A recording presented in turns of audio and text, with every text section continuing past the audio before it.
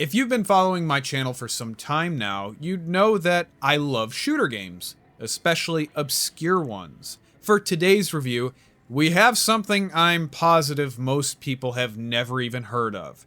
It's called Turning Point: Fall of Liberty, published by Codemasters and developed by a relatively unknown company by the name of Spark Unlimited, a company that has only turned out 5 games throughout its run. Those being Call of Duty Finest Hour back in 2004, this game, Turning Point, in 2008, a game I previously reviewed called Legendary, also made in 2008, Lost Planet 3 in 2013, and that one Ninja Gaiden game that everyone seems to hate with a passion called Yaiba Ninja Gaiden Z back in 2014. Generally speaking, all of the games, with the exception of Call of Duty, they didn't do well with the critics, having scores ranging from bad to mediocre. But what does that mean for Turning Point: Fall of Liberty? Is it a bad game? Is it mediocre? Or perhaps maybe it's an unheard of gem? Let's find out. So the game centers around World War II, but with a twist in history. Winstin Churchill, who was the Prime Minister of the UK at the time, passed away from a car crash instead of surviving. Long story short, the Axis powers dominated the world, including the UK. Their next target, of course, was the US, starting with New York City, where your main character resides. Once the Nazi invasion begins, you eventually end up joining the resistance force in their battle to fight and survive against the imposing Nazi army. It's an interesting take on World War II games, having the Nazis invade the US. Wolfenstein does something similar, however, Wolfenstein tends to jump the shark at points, whereas Turning Point tries to err more on the side of realism, at least with its setting and plot. The game is by no means a realistic shooter, but we're going to get to that later on. The storytelling aspect of the game is fairly poor, in all honesty. I can understand what's going on most of the time, that's not exactly the issue. The problem resides in Turning Point having very sloppily made cutscenes that just look a hot mess. Also, there's quite a few levels in the story that abruptly end. Like, there you are, you complete a mission or objective, and boom, there's the victory screen. That's it. It's almost jarring in a way and takes you out of the story. There's no real sense of immersion.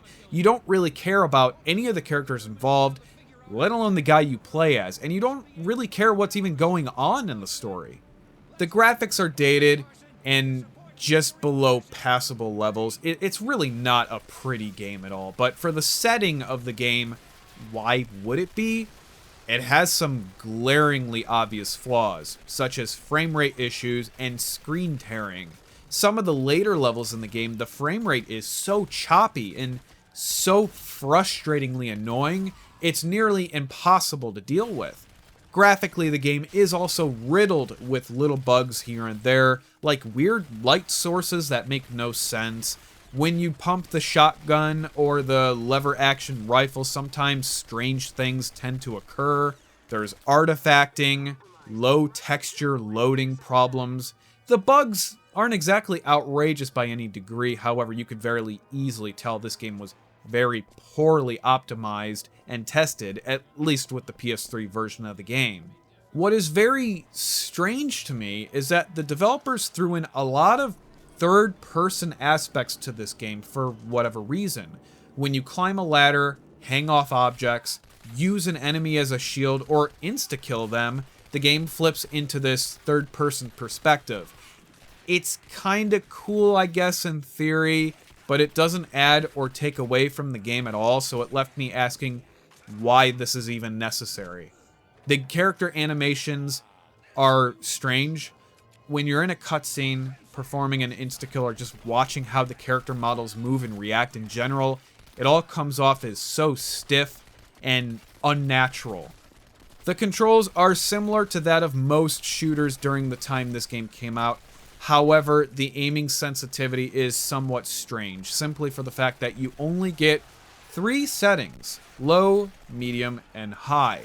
A lot of games have an adjustable slider bar. or even as many as like 10 settings. And the high setting in Turning Point isn't really high compared to really any other shooter out there on the market, but it's workable. The aiming around in general, though, is fairly wonky. A lot of times I have issues lining up my targets perfectly because either the dead zone is off, the engine used in the game is off, the enemies don't react half the time I do shoot them, or the aim assist is throwing me for a loop. Hell, it could be a combination of all four for all I know. The general combat is very lackluster. It's not honestly any different from any other basic, blasé, run-of-the-mill arcade-style shooter out there, especially back in 2008 when FPS games were becoming significantly more popular due to the huge success of games like Call of Duty, Halo, Battlefield, and so on. Turning Point is almost archaic. The enemies don't attempt to flank you by any means. They don't attempt to really do much of anything outside of simply stand there out in the open and shoot at you. Sometimes they dip into cover, but most of the time they're just kind of waiting to be killed by you. You do have some allied AI at times, but don't count on them for really anything. Like the enemies, they're borderline useless. I've caught them walking into walls, shooting at nothing, or of course standing out there in the open while there are swarms of enemies shooting at us. The level design isn't particularly good or bad. It's a linear shooter, and I don't mind that at all, but the objectives are not engaging enough to make the gameplay even remotely interesting. Some of the levels are just flat out dreadful to play, because some of the levels are straight up corridor styled shooters, meaning that you go down hallway after hallway engaging enemy after enemy.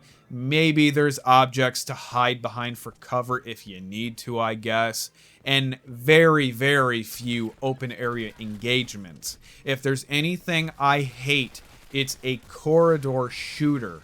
That and turn sequences. I have no idea why they were so popular during this time, especially since most people hated them. There's a surprising amount of weapons in the game, however, I have a few problems. For one, the semi-auto guns shoot super slow for whatever reason, and when I mean they shoot slow, I'm talking almost bolt-action rifle slow. As for the machine guns, it's difficult to find any real differences between the guns, like the Thompson and the MP50. Like, if I didn't know any better, I would assume these two guns are exactly the same, but with a different skin. Thing is, you'll probably rely on the MP50 the most out of all the weapons purely for its flashlight. There's a lot of dark levels in the game. In fact, majority of the levels are on the darker side of the spectrum, and finding enemies at times is way more annoying than I think it ever needs to be. I'm not sure why there isn't a standalone flashlight for that very reason, because having to rely on one weapon in the game to even see what the hell you're doing is a very silly thing, considering there's over 8 guns. The difficulty is a mix of effortlessly easy to annoying. Sometimes you'll skate through a level without so much as even coming close to death, while others you have no idea what hit you. The game can be easily completed in a few hours or so. Doesn't exactly have any replay value whatsoever. This is going to be one of those one and done type of games. You see, it's difficult to talk about the gameplay of Turning Point because it's so shallow and almost soulless. Like, have you played a budget first-person shooter before, or really any other generic bland first-person shooter? This one plays exactly like those. Turning Point does absolutely nothing outside of the box, with the exception of, I guess, the strange third-person view change. But again, it doesn't take away or add anything from the gameplay. It really doesn't need to be there. I'll be honest with you guys, I cannot recommend Turning Point for a lot of reasons, but the biggest one is that it's simply not a fun game to play. There's nothing about it that's engaging enough to warrant spending money or time on it.